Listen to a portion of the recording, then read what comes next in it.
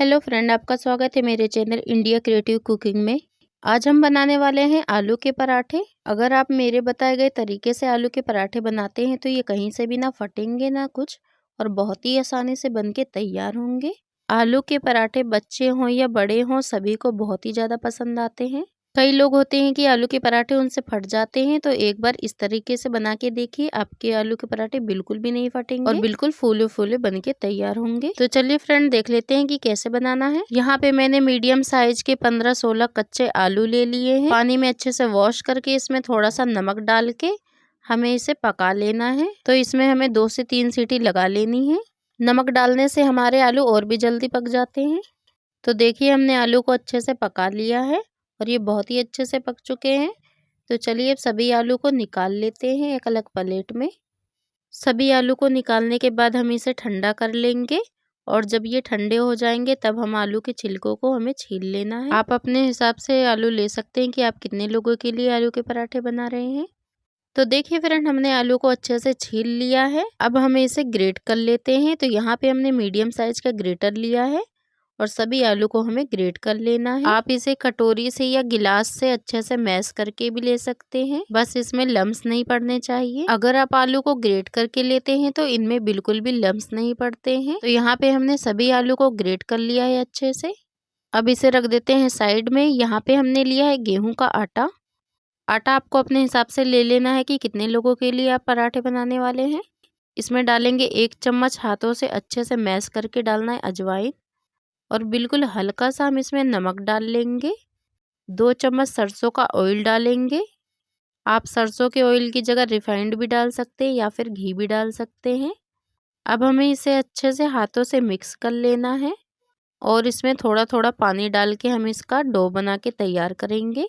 जैसे कि हम रोटी के लिए डो को तैयार करते हैं, बिल्कुल उसी तरह से हमें इसे आटे को गूंद लेना है।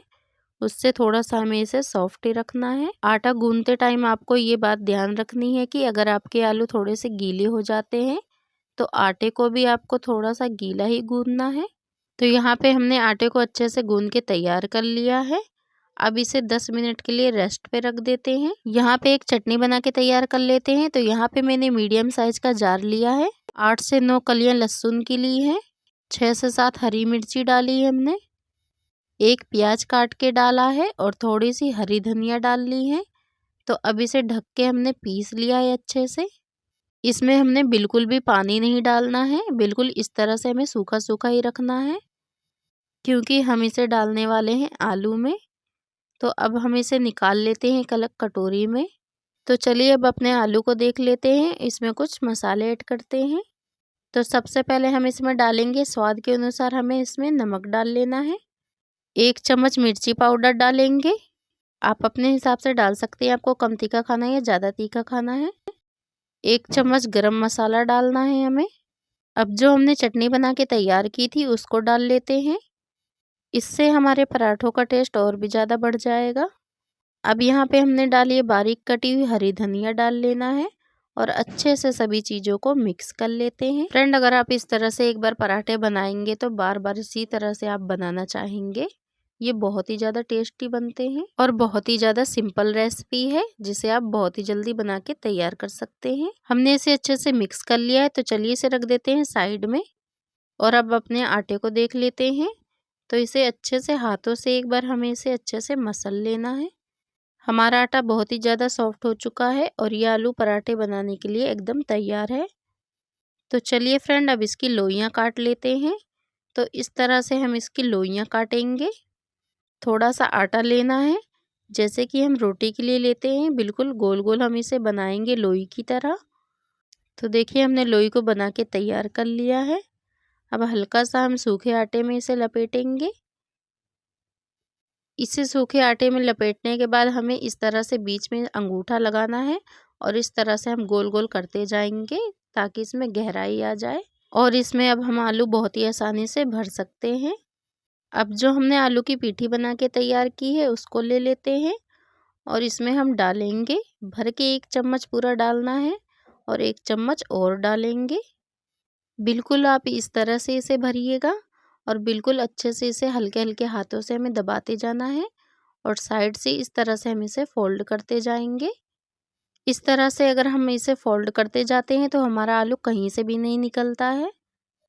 और देखिए हमने इसे अच्छे से जो कोना है इसको इस तरह से गोल कर लेंगे। तो देखिए हमारी लोई बनके एकदम तैयार हो चुकी है। अब इसे हमने सूखे आटे में लपेट लिया है और फिर से एक बार इस तरह से अंगूठे से राउंड राउंड कर देंगे। बिल्कुल हल्के हल्के हाथों से हमें करना है। तो अब हम इसे बेलने वाले हैं। तो हम यहाँ पे एक बेलन ले लेते हैं और अब बिल्कुल हम इसे हल्के हल्के हाथों से बेलना है। तो देखिए बहुत अच्छे से हमने इसे बेल लिया है और ये कहीं से भी नहीं फटा है। तो चलिए अब गैस की तरफ चलते हैं। तो गैस पे हमने तवे को चढ़ा दिया है और हमें पराठे को इसमें डाल देना है। गैस का फ्लेम हमें मीडियम ही रखना है। अब हमने पराठे को दूसरी तरफ पलट लिया है। अब हम इसमें ऑयल लगा लेते हैं। ऑयल की जगह आप घी भी लगा सकते हैं। अगर आप इसे बिना ऑयल के बनाना चाहते हैं तो आप इसे बिना ऑयल के बना सकते हैं। ये खाने में बहुत ही ज़्यादा टेस्टी लगेगा। तो अब हमने दूसरी तरफ भी इसे पलट दिया है और दूसरी तरफ भी हमें अच्छे से ऑयल लगा लेना है। जब हम दूसरी तरफ ऑयल अच्छे से लगा लेंगे तब हमें इसे एक बार और पलट देना है।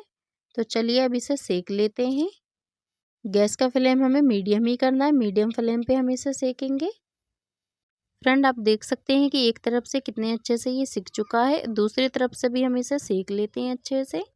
इस तरह से हम इसे हल्का हल्का सा दबाना है, बिल्कुल भी ज़्यादा नहीं दबाना है। तो देखिए बहुत ही अच्छे से फूल के तैयार हो चुका है और ये दोनों तरफ से बहुत ही अच्छे से सिक चुका है। तो चलिए पराठे को निकाल लेते हैं एक अलग प्लेट में। तो बिल्कुल इसी तरह से हमने सभी पराठों को बना के तैयार कर लिया है। आप देख सकते हैं कि सभी पराठे बहुत ही अच्छे से बना के तैयार हुए हैं और ये कहीं से भी ना फटे हैं ना कुछ। तो आप इस तरह से एक बार बनाइएगा ज़रूर। पराठे आपके कहीं से भी नहीं फटेंगे और बहुत ही अच्छे से बन के तैयार होंगे। मैं पराठों को खीर के साथ खाने वाली हूँ। आप इसे खीर के साथ या फिर चटनी के साथ या फिर ऐसे भी खा सकते हैं। ये सभी तरह से बहुत ही ज़्यादा टेस्टी लगते हैं। फ्रेंड अगर आपको हमारी रेसिपी पसंद आई है तो वीडियो को लाइक करें, कमेंट करें, शेयर करें। अगर आप मेरे चैनल पे नए हैं तो सब्सक्राइब माई चैनल ऐसी ही रेसिपी से जुड़ी वीडियो देखने के लिए। तो देखिए हमने इसे तोड़ भी लिया, बहुत ही ज़्यादा सॉफ्ट है, बहुत ही ज़्यादा चटपटा और टेस्टी बन के तैयार हुआ है। तो चलिए फ्रेंड आपसे मिलते हैं एक नई रेसिपी के साथ।